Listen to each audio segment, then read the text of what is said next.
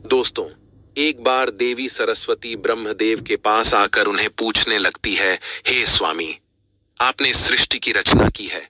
आपने अपने मन से तथा शरीर के पृथक पृथक अंगों से अनेक ऋषि मुनियों को प्रकट किया है तथा अनेक सुंदर सुंदर अप्सराओं, गंधर्वों तथा देवताओं को भी प्रकट किया है। आपने ही स्त्रियों को सौंदर्य और चंचलता प्रदान की है। किंतु हे प्रभु, स्त्रियों में ही गर्भ की उत्पत्ति क्यों होती है? संसार में केवल स्त्रियां ही गर्भ धारण क्यों करती है? इसके पीछे क्या कारण है? यह कष्ट केवल स्त्रियों को ही क्यों सहन करना पड़ता है? तब ब्रह्मा जी मुस्कुराते हुए कहते हैं, हे देवी, आज आपने उचित ही प्रश्न किया है और यह बात सत्य है कि संसार में सभी रोगों और कष्टों से बढ़कर गर्भ धारण का कष्ट होता है।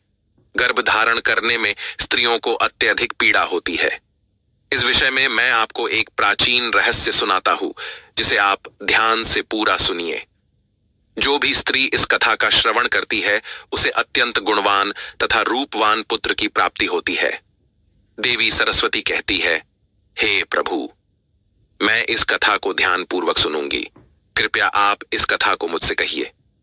फिर ब्रह्मा जी कहते हैं, हे देवी, पुलत्स्य का जन्म मेरे कान से हुआ था। पुलत्स्य मेरे मानस पुत्रों में से एक है।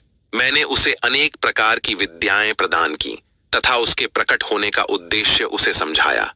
फिर मैंने उसे संसार के कल्याण के लिए तपस्या करने का उत्तम कार्य सौंप दिया।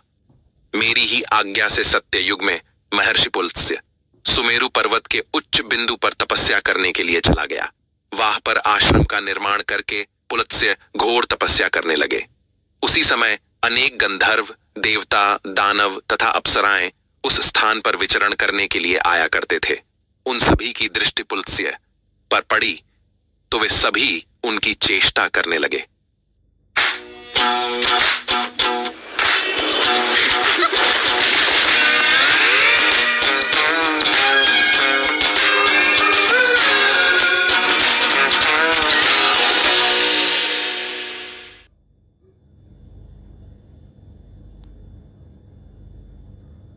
उन्होंने पुलत्स्य की तपस्या में अनेक बार विघ्न उत्पन्न करने का प्रयास किया। खेल खेल में अप्सराएं पुलत्स्य के तप को भंग करने का प्रयास करने लगी, उनकी तपस्या में बाधा निर्माण करने लगी। तभी पुलत्स्य ने क्रोध में आकर वहां पर उपस्थित सभी अप्सराओं और गंधर्वों को यह चेतावनी दे दी, आज के बाद जो भी प्राणी उनके सामने आएगा और उनकी तपस्या में विघ्न डालेगा, वह गर्भ धारण करेगा। पुलत्स्य की ऐसी कठोर वाणी सुनकर समस्त अप्सराएं, गंधर्व आदि भयभीत हो गए और वहां से डरकर दूर भाग गए। उसी समय में पर्वत की कंदर में ऋषि तृणबिंदु की कन्या हविर्भुवा अपने माता पिता के साथ निवास करती थी। वह महर्षि पुलत्स्य के कहे गए वचन को नहीं जानती थी। फिर एक दिन वह अपनी सहेलियों को खोजते हुए सुमेरु पर्वत के उस स्थान पर चली गई जहां पर ऋषि पुलत्स्य तपस्या कर रहे होते हैं। तृणबिंदु की कन्या अपने सहेलियों को पुकारते हुए महर्षि पुलत्स्य के आश्रम पर पहुंच गई। जब हविर्भुवा महर्षि पुलत्स्य के सामने आकर खड़ी हो गई तो उनकी दृष्टि उस स्त्री पर पड़ी। महर्षि पुलत्स्य की दृष्टि पड़ते ही पुलत्स्य के श्राप का प्रभाव उस पर पड़ने लगा। तत्काल ही उसका शरीर पीला पड़ने लगा और वह उसी क्षण गर्भवती हो गई। अचानक स्वयं के शरीर में इस प्रकार का विचित्र बदलाव देखकर हविर्भुवा अत्यंत घबरा गई। उतने में ही उसकी सखिया उस स्थान पर आ गई तो हविर्भुवा ने उन्हें उस घटना के बारे में बता दिया। फिर हविर्भुवा की सहेलिये उसे लेकर उसके पिता के घर पर चली गई। वहां जाकर हविर्भुवा ने अपने पिता को सारा वृतांत सुना दिया। अपनी पुत्री की यह बात सुनकर महर्षि तृणबिंदु को बड़ा दुख हुआ। अब उन्होंने ध्यान लगाकर सब कुछ देख लिया तो उन्हें पता चला कि महर्षि पुलत्स्य के द्वारा श्राप दिए जाने पर उनकी पुत्री गर्भवती हो गई है। इससे वे अत्यंत दुखी हो गए और तुरंत ही अपनी कन्या को साथ में लेकर वे सुमेरु पर्वत पर चले गए। वहां पर उन्होंने महर्षि पुलत्स्य को देखकर उन्हें नमस्कार किया और क्षमा याचना करने लगे। ऋषि तृणबिंदु कहने लगे, हे महर्षि, आप तो साक्षात ब्रह्मा जी के मानस पुत्र हैं। सारे संसार में आपकी कीर्ति है। आप परम दयालु और परम कृपालु हैं। आज मेरी पुत्री के द्वारा अनजाने में ही अपराध हुआ है। वह आपके द्वारा कहे गए कथन से अनजान थी। आप ही के श्राप के कारण आज मेरी पुत्री गर्भवती हो गई है। यह संसार की पहली स्त्री है जो गर्भवती बनी है। इसीलिए हे मुनिवर, अब मेरी पुत्री से कौन विवाह करेगा? इसे तो कलंक लग जाएगा। इसीलिए मैं आपसे प्रार्थना करता हूं कि आप मेरी कन्या को पत्नी के स्वरूप में ग्रहण कीजिए।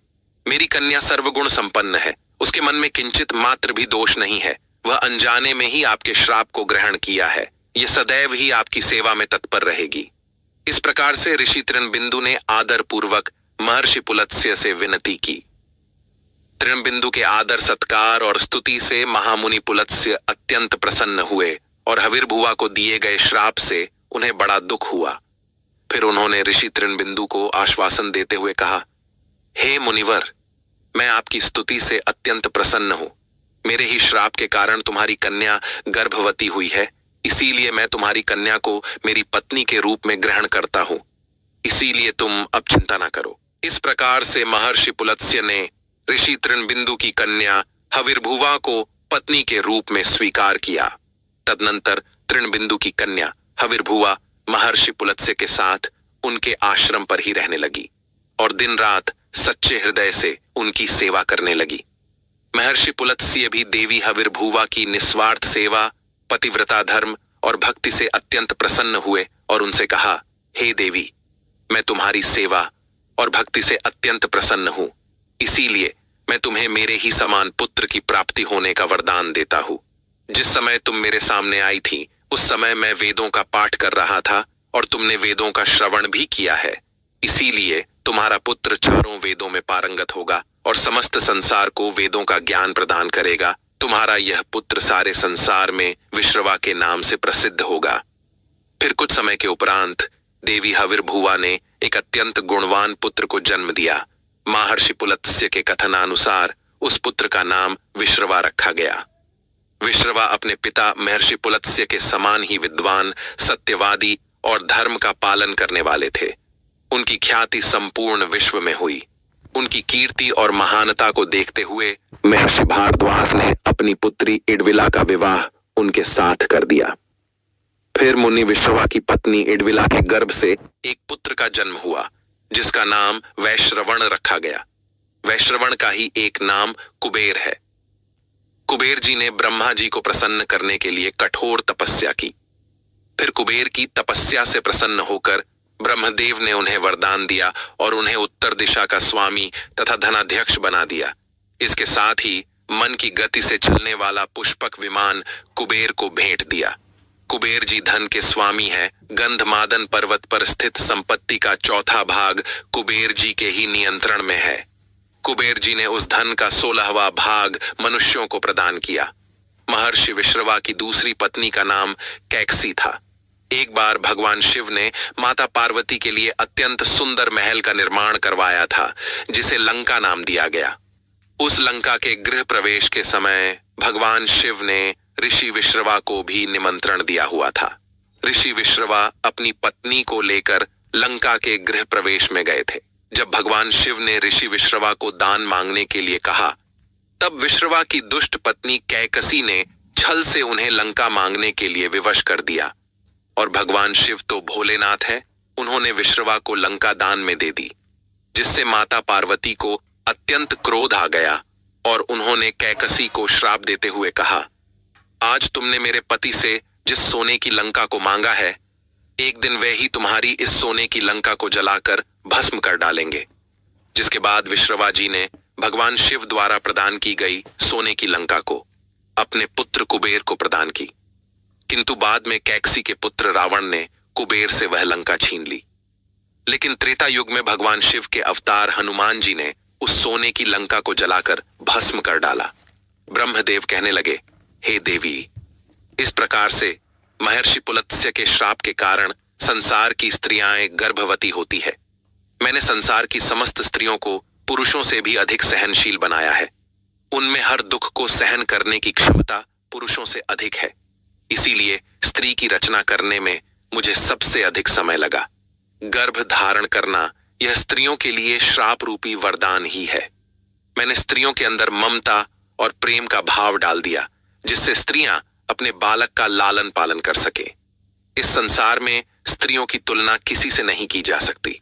स्त्रियां ही इस संसार की आधार है, इसीलिए इस संसार की सर्वश्रेष्ठ रचना स्त्री को ही कहा गया है।